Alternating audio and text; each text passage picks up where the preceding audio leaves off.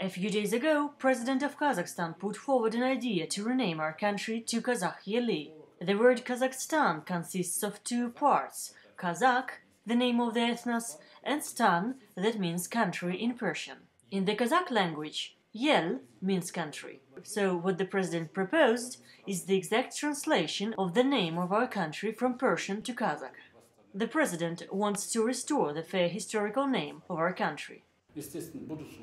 Of course, this would entail some difficulties, because the world knows us as Kazakhstan. The country's name on all the maps will have to be changed.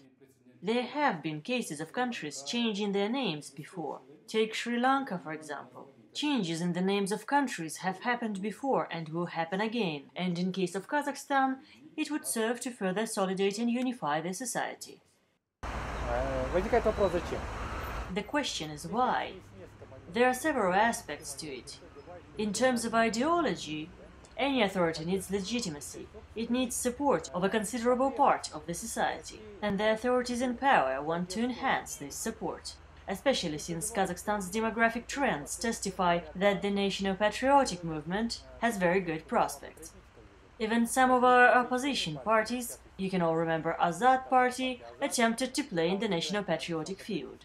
It is pretty obvious that within 5–10 years from now, it will be the national-patriotic electorate that will be the dominating one here.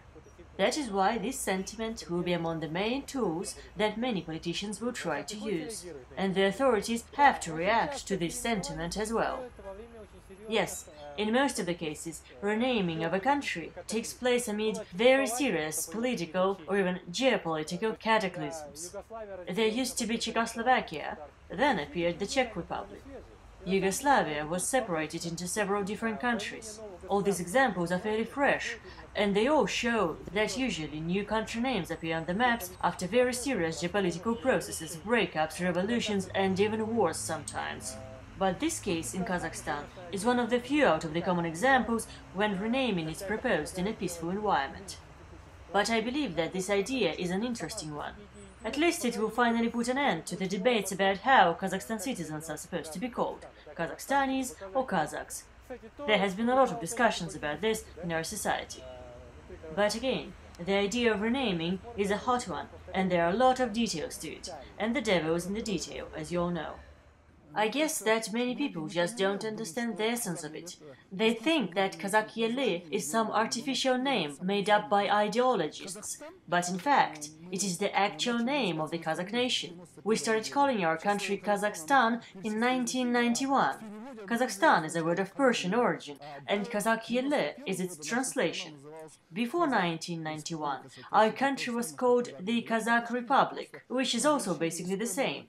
So the proposed renaming is an attempt to return the country to its original name. The international community has an experience of country name changes. Besides, there are certain expectations of changes.